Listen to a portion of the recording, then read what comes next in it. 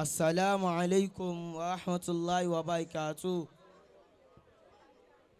تحياتي بحجم السماء واتساع البحر وكلمتي الراهية على الحاضرين الجالسين في هذا المكان، وأحييكم بتحية فضلة. السلام عليكم ورحمة الله وبركاته. Akí gbogbo àwọn àgbàlagbà tí wọ́n wà ní ìkàlẹ̀, akí bàbá wa àgbà ní ọjà tuntun, Olúwa jẹ́ kí a rí wọn pẹ́, èyí tó já sí pé walawla al-fa'il lamma ra'ayna al-maf'ula wa ana al-maf'ulu al-yawm wahtala Allahu umra al-fa'il, amin. Àwa kí afi kíkí wọn, afi kí gbogbo àwọn àtàwà lẹ́yìn ìjòkó pé assalamu alaikum wa rahmatullahi wa barakatuh. هذه قصيدة سينية مرحية محتوية على وصف ذلك الفضيل النبيل الشيخ عبد الفتاح بابالوجا أبقاكم الله ولا أبكاكم بجاء من لا نبي بعده. عنوان القصيدة: حتى تقولون أهذا الناس كل الأناس بكلككم تتوسوسوا. Bámi gbà tí mo ronú pé mo fẹ́ kọrin kìyìn tí a sì máa kọrin kò ní dáa, mo wá jókòó ìwárin tí ń kọ, mo wá rò pé táṣẹ̀ sọ tòótọ́ náà, mo wá ní kullul unasi bikulkikum tatawaswasu.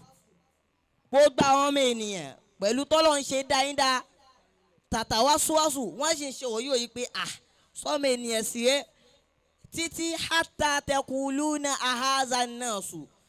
Mẹ́wàá ma ti ṣe ń bọ́lẹ̀ lẹ́nu wọn pé ahaza nasu, ìjọ mi ènìyàn bíi tiwa náà rè bá mi. Kullul unasi bikalkikum tatawaswasu hatta taquluna ahaza nasu.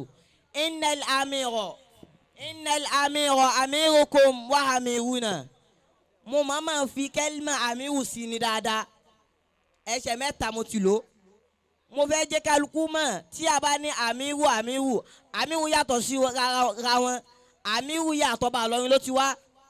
Innal amira amirukum wa amiruna, innal amira amiruna wa amirukum.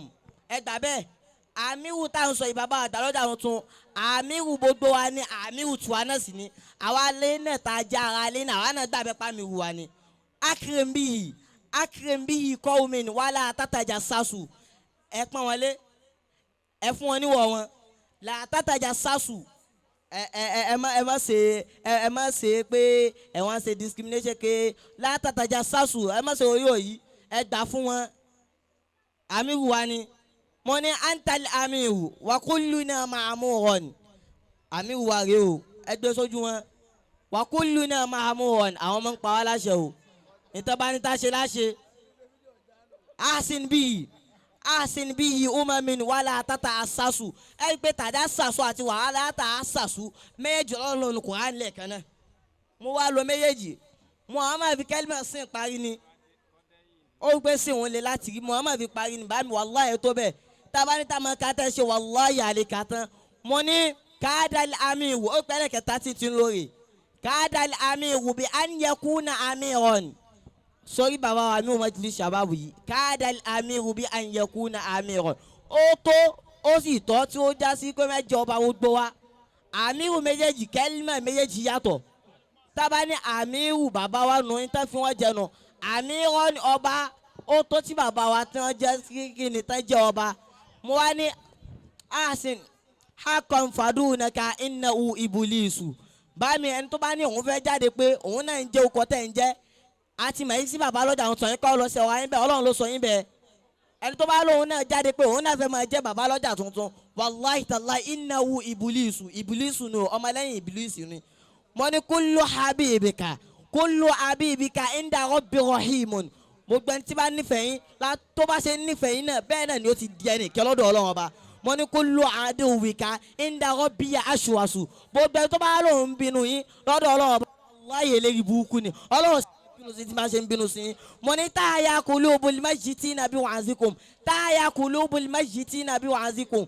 pẹ̀lú wáàsí tẹ́ ẹ̀ mọ́ ṣe pẹ̀lú tẹ́ ṣe máa ń ṣe wáàsí ó dàbò gbẹnu tó jẹ́ kèfèrí ní sì ń di mùmínì táyà kú ló bẹ méjì tí nàbí wàá sí kù gbogbo àwọn kèfèrí tẹ̀ gbàgbọ́ pẹ̀lú Ọlọ́run Ọba pẹ̀lú wáàsí tẹ́ ṣe ń ṣe sí wọn gbogbo wọn náà wọ́n sì ń di mùmínì wọ́n sì ń gbàgbọ́ pẹ̀lú Ọlọ́run Ọba wà rúhù ó dá ẹ̀mí gẹ́nà ẹ̀mí títí ń kú lọ pẹ̀lú yín wàláhì sì ń gbàgbọ́ pẹ̀lú Ọlọ́run Ọba wọ́n là àjísáàdù àti gbogbo àwọn tó ẹ́sìkò ti kú náà tẹ́lẹ̀ wàláhì ó náà ó sì ń jẹ́ pẹ̀lú yín wọ́n nù fúùsù àti gbogbo táwọn pè ní ẹ̀mí pátákátá mo wá ní aska sọláàtì ẹ̀yin afẹ́ ìdákẹ́gbọ́ aska sọláàtì ala nabiyyi Muhammadin aska sọláàtì ala nabiyyi Muhammadin madama fismi ilahina kudusu lọ́dún ọba tí ó alukudusu ti máa ń bẹ ní orúkọ Ọlọ́run Ọba bẹ́ẹ̀ náà ni tí ìkẹ́ Ọlọ́run Ọba tó máa lọ bá ànábì Muhammad assalamu alaikum wa rahmatulahi wa barakatuh.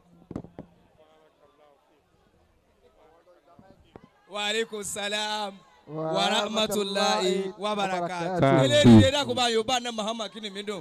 Sallallahu alayhi wa sallam.